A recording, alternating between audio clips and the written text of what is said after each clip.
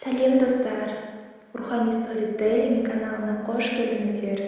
Суырдың неден пайда болғаны туралы әңгімелейтін боламыз. Баяғыда бір дүние қоңыз бай жерге тоймай кедейдің жерін алғысы келеді. Ол кедейге: түнде түс көрдім, түсімде ғажап іс көрдім. Құдай маған осы жерді сыйлады дейді. Кедей шырпыр болып: бұл жер ата-бабамнан қалған мирас, әділ Құдай қалайша саған береді дейді. Бай: сенбесең ертең жеріңе барып, Тәңірден айқайлап сұраймын. Жаратқан байдікі деп айтса, маған бересің. Егер сенікі десе, өзің аласың дейді. Кедей амалсыз көнді. Түнде бай кедейдің жерінен үңгір қазып, ішіне қызын жасырады да: ертең бұл жер кімдікі деп 3 рет айғайлаймын. Сен байдікі деп жауап бер, деп үйретеді. Бай ертесіне жұртты жиып кедейдің жеріне келеді. О Тәңірім, бұл жер кімдікі деп 3 рет сұрайды. Қызы: байдікі, байдікі, байдікі деп 3 рет айғайлайды. Кедей бұған нала болып, жерін тастап кетіп қалады. Бай кешке үңгірдегі қызын шығарып алайын деп келсе, ол беймәлім хайуанға айналып кетіпті. Үңгірден шықпай, ін қазып қаша жөнеледі. Бай қайғыдан қан жұтады. Үйіне оралмастан дала кезіп, қызын іздейді. Әлгі мақұлықты көрсе, суыр, суыр, суыр деп айқайлайды екен. Мұнысы қызымды суырып шығарып бер деген сөзі екен. Мақұлық содан бері суыр атаныпты. Аңшылар суырды ұстағанда ол 2 қолмен бетін басып, қиянатына өкініп жылайды екен.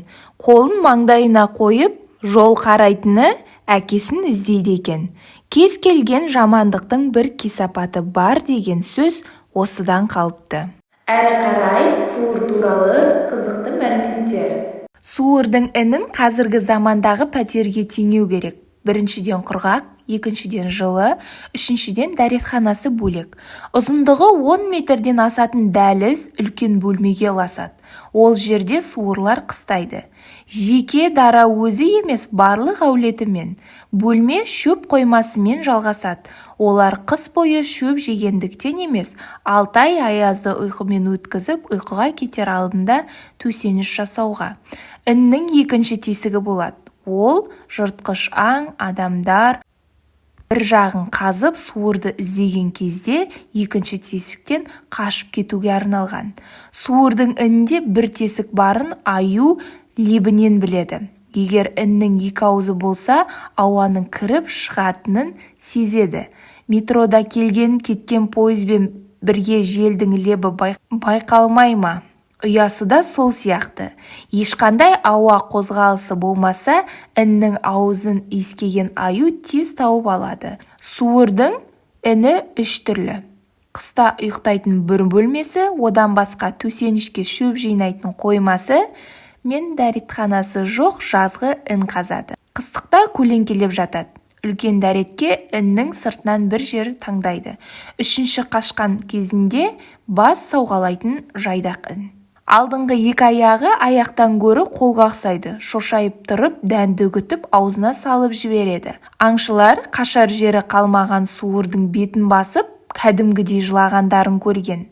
Еркегі көксемде ұрғашы суырды өзі қыстаған іннен емес, басқа тайпадан таңдайды. Суырлар өте сақ және ұйымшылаң. Жайлап жүргенде азық іздеген кезінде біреуі міндетті түрде қарауылға тұрады. Төбешікке шығып, аспаннан бастап айналаны бір шолып өтеді. Бірден қауіп байқалса, ысқырып, айқалап, ыңқиттап дабыл қағады. Барлық суыр жайылуды, азық іздегенді, қыздырынуды дереу үнге тығыла кетеді. Әрқайсысы дабыл белгісін қайталайды. Ұсталған жағдайда басқалары шиқылдап жылап кетеді. Қысқа аяқтарымен, семіз денесімен алысқа жүгіре алмайтын болған соң, іннің қасынан айналшықтап шықпай жүреді. Көздері өте сақ. Қарауыл суыр үнінен шыға сала айналадағы оба, тас, тобылғы, қараған, қазық, ербиіп тұрғанның бәрін белгілеп тістеп қояды. Айналасын бір түгендеп алады. Егер белгілеген нәрсесі лезде жоқ болып кетсе, немесе жаңадан пайда бола қалса, аттанға салып айқайлап ысқырып кетеді. Көзі өткір, құлақтары 1 шақырым жерден естіп қояды. 2 ақпанда ақш пен Канадада суыр күні деген мереке бар. Менің каналыма тіркеліп, қолдауларыңызды сұраймын.